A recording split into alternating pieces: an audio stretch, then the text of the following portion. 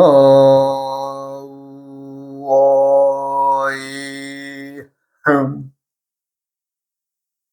우야흠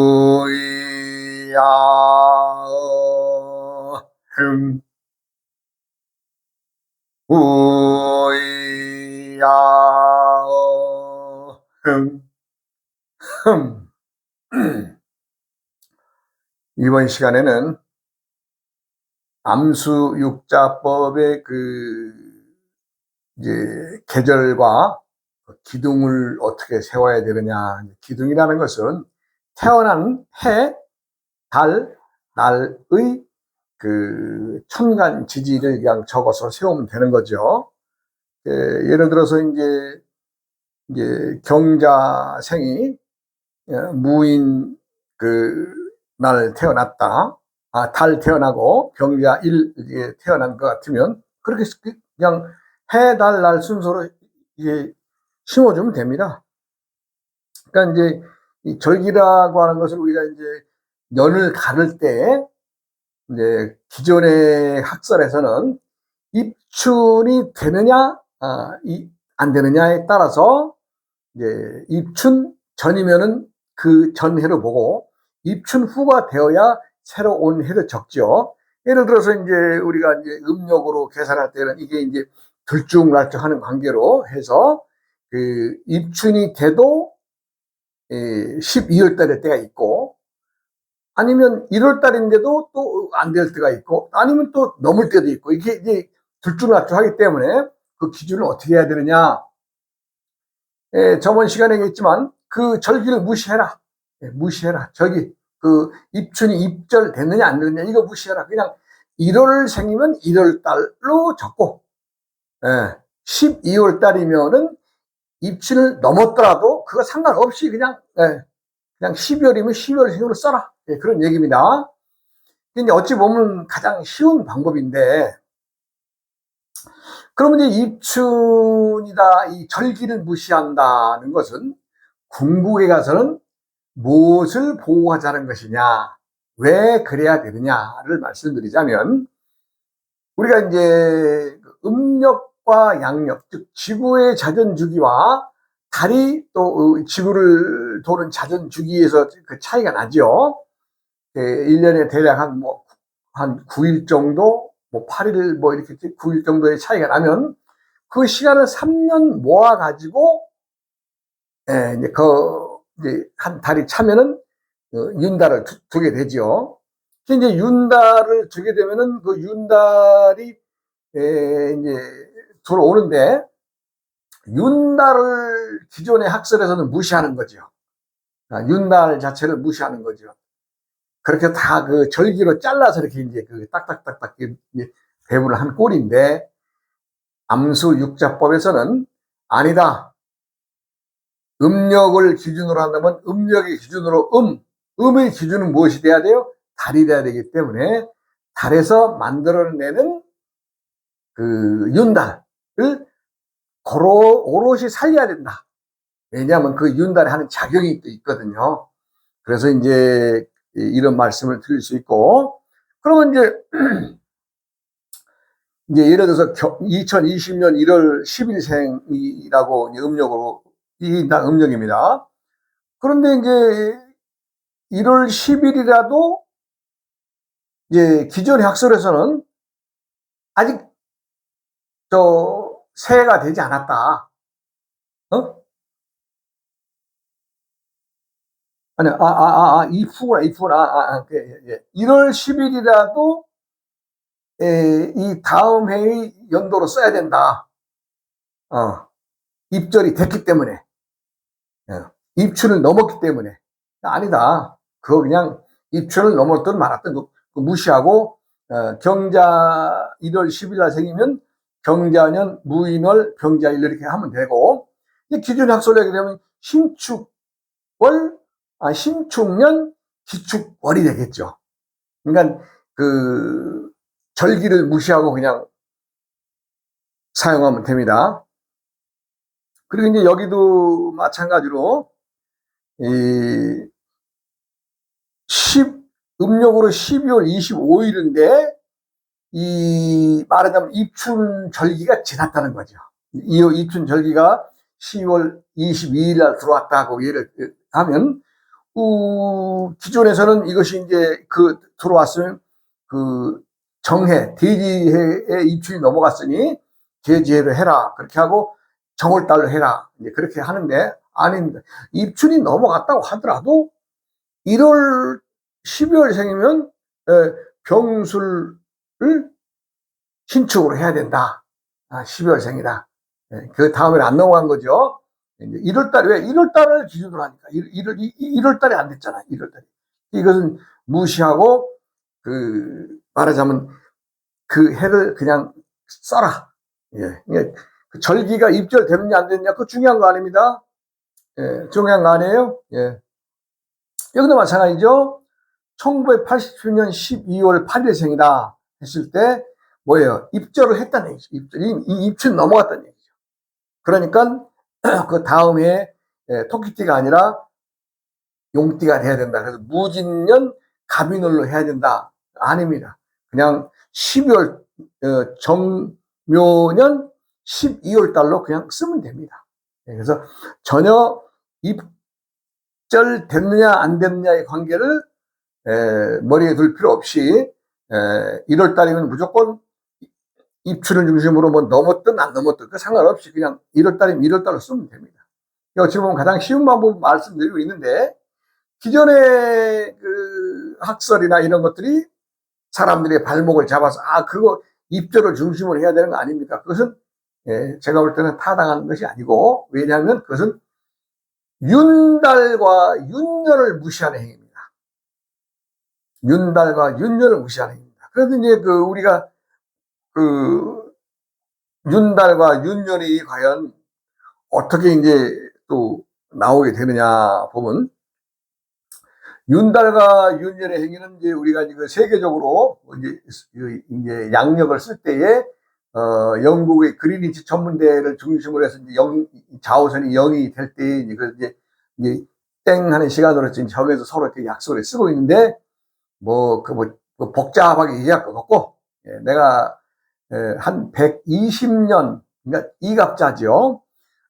이갑자 속에 내가 이제 쭉 몇 월 달부터 윤년이 들어가 쭉 계산해 봤습니다. 내가 봤는데,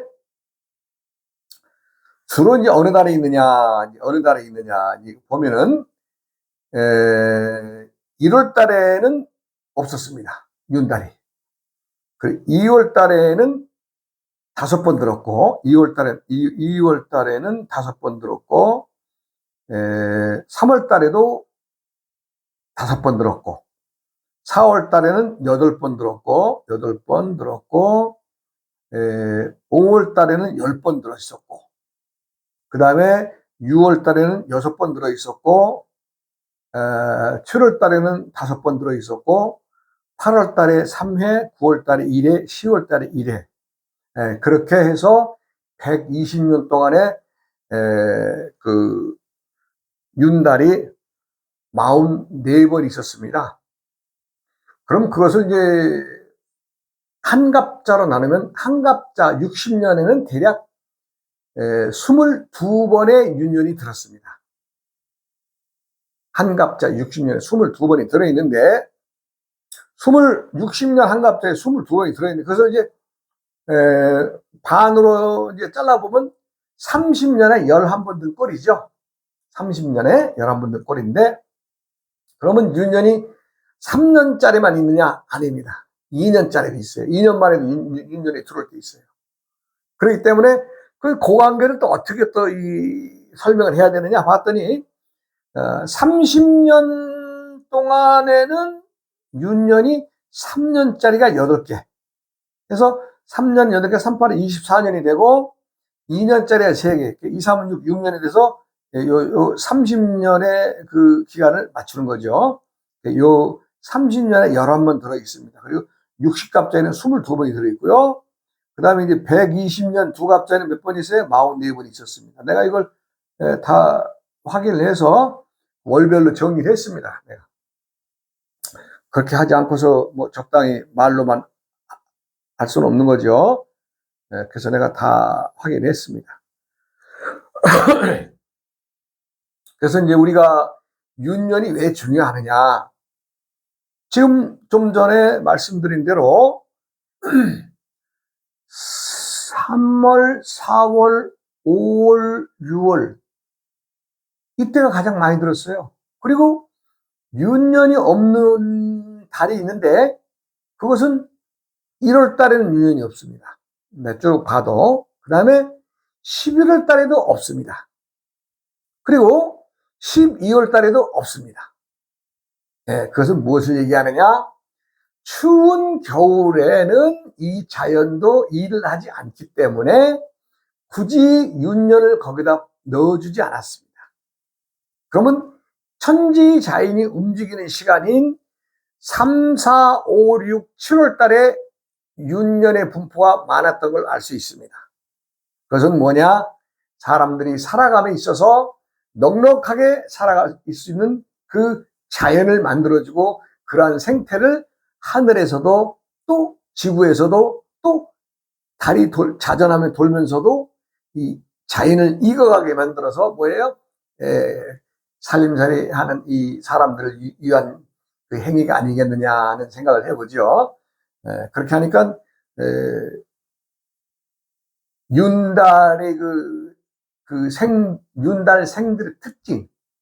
그러니까 예를 들어서 뭐 어느 해에 뭐 5월달에 윤달이 들었다. 그러면 우리가 5월달에 든 윤달만이 아니라 그 5월달까지도 그 2달이죠. 2달 동안에 말하자면 보너스가 있는 겁니다. 그리고 이제 우리가 이제 그 윤달이 든 해, 윤년이 든 해, 그 윤달에 주로 뭐 조상들을 위한 묘토를 다스린다든가 또 뭐 어떤 그 조상들을 위한 비석을 세운다든가 뭐 이럴 때는 거기가 윤달에 하는 것도 다 이유가 있습니다. 그냥 뭐 그 어른들이 옛날부터 그냥 뭐 이렇게 윤달이니까 뭐 이렇게 하는 것이 아니라 왜 그래야 되는가 이것도 이제 차차 시간이 가면서 내가 말씀을 드리겠죠. 그렇게 하고 이제 오늘은 기둥을 어떻게 세우느냐. 기둥에 세울 때는 입절이라든가 이런 거 아예 생각하지 말아라. 그냥 1월달이면 1월달 호랭이달, 마지막에 12월달이면 12월달 축, 소달 뭐 이렇게 해서 정리하시면 됩니다.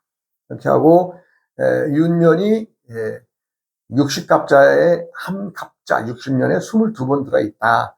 그렇게 보시면 됩니다. 그렇게 해서 이제 정리를 하시면 되고 저번 시간에 이제 제가 일본이나 중국이나 우리나라를 향해서 참 거의 수천년이죠. 수천년. 또한 그 욕심스러운 짓거리들을 많이 해왔죠. 그러면서도 뻔뻔하게 이제 말하자면 자기들의 조상이 말하자면 황제 헌원이다 하는 얘기를 하죠. 그리고 이제 뭐 태호 복희 씨나 누구예요? 태호 복희 씨나 염제 신농 씨 이분들은 다 우리 배달국의 그 문헌에서 다 나오시는 분들이에요. 근데 자기들 조상이라고 하니까 뭐 굳이 뭐라 그러겠어요. 아닌 건 아니겠지만 분명히 아닙니다. 자기 조상이 아닙니다. 그래서 뭐 사망 황제 헌원까지 해서 이제 세 분을 삼황 황제로 뜻하는 거죠. 그런데 5분의 제후 말하자면 5분의 임금님은 뭐 소금천이다, 전옥고양이다, 제국고신이다, 요임금이다, 순임금이다. 이거 다 우리 들여다 보면 다 배달족 사람들입니다. 이분들 다. 자기들은 많은 그래도. 그럼 이제 우리가 이제 마지막 황제로 칭하는 그 황제 헌원 이 관계를 조금 이제 더 말씀을 드리면 이분이 이제 치우천왕하고 이제 말하자면 치우천왕하고 73번을 싸우는데 73번을 다 졌다는 거 아니에요. 근데 중국 사람은 그게 아니죠. 73번 중에 72번은 져도 한 번 마지막 전쟁에서 이겼다 뭐 그럽니다. 그런데 그 역사를 보면은 치우천왕이 말하자면 100년간 통치를 한 기록이 나와요. 그럼 뭐 죽은 사람이 어떻게 통치했겠어요? 말도 아니죠. 참 뭐랄까 중국 애들은요 좋다 그러면 다 자기들 거라고 그러잖아요. 아, 요즘에 우리가 뭐 흔한 얘기로 뭐 하다 보면 한복도 좋아 보니까 자기네 거다. 아리랑 노래도 자기네들이 거다. 뭐 우리 한국의 케이팝 이것도 자기네 거다. 뭐 다 자기네 거라 그러잖아요. 뭐 김치도 자기네들 거다. 뭐 좋은 것 있으면 다 가져가잖아요. 근데 그것이 참 손바닥으로 얼굴 가리고 참 누워서 침 뱉는 게가 아니에요. 그만큼 그 중국 애들이 그 속성이 뭐예요? 아주 그 허풍 떨고 사기치고 거짓말하고 뭐 힘으로 누르고 뭐 그러니까 그놈들은요 약자한테는 강합니다. 약자한테는 강해요. 강자한테는 그렇게 안 나가죠. 그러니까 중국 사람들을 대할 때는 우리나라가 어떻게 나가요? 처신해야 돼요? 꿀릴 것 없이 그냥 강대강으로 가야 됩니다. 없으면 허풍 떠는 것이 아니라 있는 그대로 밀고 그냥 가면 됩니다. 그게 뭐 그 당시에 이제 그 황제 헌원과 치우천왕의 그 역사를 보면은요, 그 동두철액이라는 말을 씁니다. 동두철액. 동두. 즉, 구리로 얼굴을 말하자면 보호했고, 쇠로 갑옷을 입었다는 얘기죠. 그러니까 그 당시에 그 구리를 중심으로 구리칼이나 청동기를 가지고 쓰던 시대에 치우천왕은 갑옷을 만들어 입을 정도면 뭐 칼 같은 것도 다 만들었다는 거 아니에요? 그러니까 중국 애들이 황제 헌원이가 어디 당하겠어요? 제비가 안 돼, 자체가 안 되는 거죠. 지금으로 말하자면 임진왜란 때 한 예를 들면은 우리나라는 그 옛날 재래식 무기 활이나 창이나 칼로 대적하는 마당에 일본 애들은 신문을 받아서 조총 만들었잖아요. 조총으로 갈겼잖아요. 우리가 생각할 때 조총이 유력이 뭐 별것도 아닐 것 같이 생각하지만 그거 아닙니다. 조총이 얼마만큼의 이력이 있냐 그러면요. 그것도 이제 사용하게 달린 거겠지만은 훈련을 시켜서 많은 사람들을 쭉 이렇게 양쪽으로나 세워놓고, 예를 들어서 이제 한열을 딱 세워놓고 이렇게 탁탁탁탁 이렇게 사람들 세워놓고 1대, 그 다음에 2대, 3대 이렇게 딱 해놓고 1대가 심지에 불 붙여서 쫙 그러면 이제 적을 향해서 빠바바바방 쏠 거 아니에요? 그럼 얘네들은 또 이 일이 싹 밀려내놨어. 여기 대우로 정리하고 또 2대가 또 앞으로 또 준비 나가서 또 쏴 그럼 또 빠바바방 이렇게 싸우는 거죠. 또 그 다음에 얘네들 2번이 또 쏘고 나서 그러면 3번 가 그러면 이제 3번에 가서 또 장전해서 심지어 불 붙여가지고 빵빵빵빵 쏘리. 우리로서는 당해낼 수가 없는 거죠. 그 앞에. 그와 마찬가지로 좌오지천왕, 치우천왕의 당시에 치우천왕이 쇠를 다룰 수 있는 재련 기술이 있었다는 것은 당시로서는 첨단입니다. 첨단. 왜? 그 당시는 첨단. 구리, 청동기 문화니까. 지금부터 한 4,500년 전에 이 얘기입니다만은 실제로 그렇습니다. 실제로. 실제로. 중요한 것은 무엇이냐? 우리 땅, 우리나라에 있었던 배달국이라고 나라가 있었는데 우리가 그걸 버리고 산다는 게 중요한 거죠. 그러면 우리가 이제 우리나라의 역사에서 이제 그 배달국이라고 하는 나라가 있었다는데 그 배달국의 나라가 실제로 어디 있습니까? 라고 물어본다면 답할 사람 누가 있나요? 네? 답할 사람 누가 있어요? 안 배웠는데? 가르쳐 주지도 않았는데? 그러니까 문제가 뭐냐? 역사를 제대로 알아야 되는데 그 자손들이 역사를 모르면 어떻게 되겠어요? 이 배달국이요. 지금 단군 조선을 중심으로 우리가 2333년이라고 하는 그 연도를 쓰죠. 이게 요것도 우리가 단기라 그래, 단기. 근데 이 앞에 있던 나라가 배달국입니다. 이 앞에 나라가. 이 앞에 있던 나라가 배달국. 그럼 이 배달국이라고 하는 나라가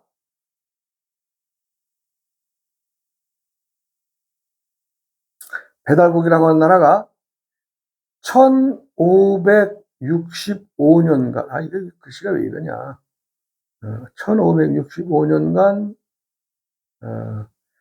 65년간, 18대 왕이 배달국이라고 하는 나라를 다스렸다는 기록이 있어요. 내가 좀 전에 그 치우천왕 얘기한 치우천왕이 14대 천왕입니다. 14대 천왕.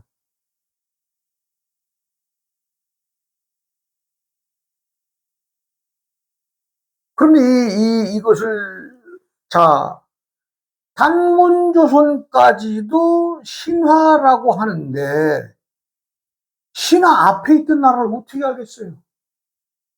예? 단문조선을 신화로 만들었어요. 누가 만들었어요? 일본 놈들하고 중국 놈들하고 합작해서 만든 거 아니에요? 우리나라 역사를 덮어버리려고. 옛 고대사를 싹 덮어버리려고. 중국에서 그냥 그 중요한 어떤 것들 있으면 다 자기들 거라고 그러잖아요. 우리는 지금 대한민국이라는 나라가 지금 역사의 정통성을 얘기를 하면요.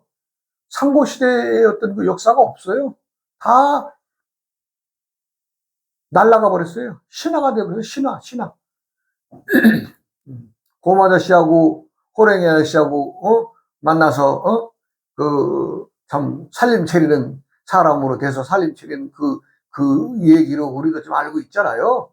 곰하고 호랭이하고 마늘하고 쑥하고 콩하고 먹고 뭐 이렇게 사람 되기 위해서. 그걸 누가 만들었어요? 일본 놈들이 이렇게 만들어서 중국 놈들이 그러니까요. 박수간에 짝짝짝짝짝 일본 놈들이 잘했다고. 근데 그거를 신화가 아니라는 것들을 많은 사학자들은 역사의 어떤 것들을 조금씩 나온 단편집을 이렇게 보더라도 우리의 역사는 신화가 아니라 단군 시대의 왕이, 즉 고조선이라는 이름으로 왕이 48명이 있었는데 왕이 예? 그걸 그냥 무시하는 거예요. 누가? 우리나라 사학자들이. 그럼 누가 시켜서? 일본 놈들이 시켜서. 그런 꼴이에요. 그러니까 일본에서 잘못 가르치고 배워온 것들을 일본 애들이 가르쳐준 한국의 역사를 왜? 그래도 일본에서 박사학위라도 받아가지고 오면 그래 대학 교수라도 한국에 와서 한 잔에 해 먹어야 될 거 아니에요. 그러다 보니까 자기 사리 사욕에 의해서 잘못된 역사인지 알지만은 그렇게 가르쳤던 거 아니에요? 그 뿌리가 누구냐? 이완이 조카 이병도라는 놈, 이병도. 그 사람이 우리 사학계 태두라고 그러는데 태두란 말은 뭐예요? 근본 대가리라는 얘기, 대가리.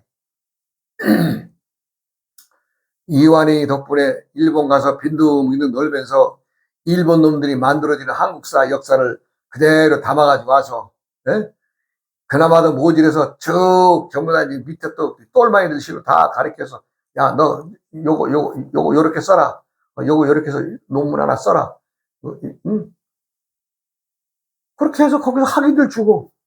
그래도 뭐 아무것도 없는 것보다도 사람들 뭐 박사학위래 뭐래 그러고 그냥 뭐 뻥뻥 가잖아요. 대학 교수래 뭐래 하는 것보다도 그 박사님이라면 더 그냥 아주 존중하잖아요. 제대로 알고 그랬어야 되는데. 우리나라 1900 해방돼서 1945년도 50년만 돼도요. 우리나라 문맹 글 모르는 사람들이 10명 중에 8명 있어요. 10명, 8명. 부끄러운 얘기지만요. 뭐 지금의 우리들이 누리고 있는 이런 거요. 웃기는 소리 하지 마세요. 전부 다 까막눈에서 까막. 그러니까 선거할 때에 작대기 하나는 1번, 작대기 2번, 2번 이 작대기가 나온 거 아니에요. 왜? 하나 두 개는 실 줄 아니까. 근데 지금처럼 1번, 2번, 3번, 4번, 뭐, 이거, 그때는 통하지 않은 얘기. 부끄러운 얘기입니다. 무엇이 부끄러우냐?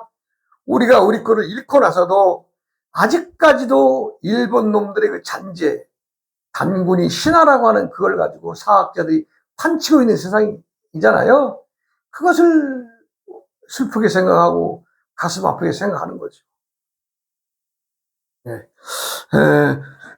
내가 그 동북 공정의 그 해법, 그 다음에 이제 그 독도 문제의 해법을 말씀드린다고 저번에 얘기했는데, 이번 시간에도 좀 그 얘기까지는 못 갔네요.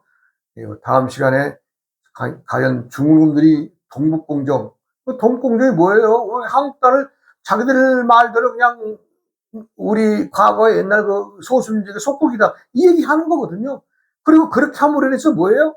실상의 문화 창시의 종주국인 옛 고조선과 고구려를 없앰으로 인해서 자기들이 세계의 중화사상으로 자기들이 도덕적 해야 하는 세상의 중심이 되는 나라라, 문화의 창시자의 나라라, 이거 얘기하려는 거거든요. 내가 웃기는 소리 하지 마세요. 걔네들 하는 거 보면 누가 걔네들의 도덕성을 믿겠어요? 우리는 옛 어른이 세상의 문을 열면서, 나라의 문을 열면서 한마디 했잖아요. 홍익인간의 세상을 만들어라. 즉 누구라도 두루두루 이익이 되는 세상을 함께 도우며 살아라. 이 정신을 우리는 다 갖고 살잖아요. 근데 중국 놈들은, 중국 민족들은 지금 하는 짓거리 보세요. 아이고 참, 떼놈들 하는 짓거리라고. 예, 또 요 다음 시간도 이어가겠습니다. 예, 고맙습니다.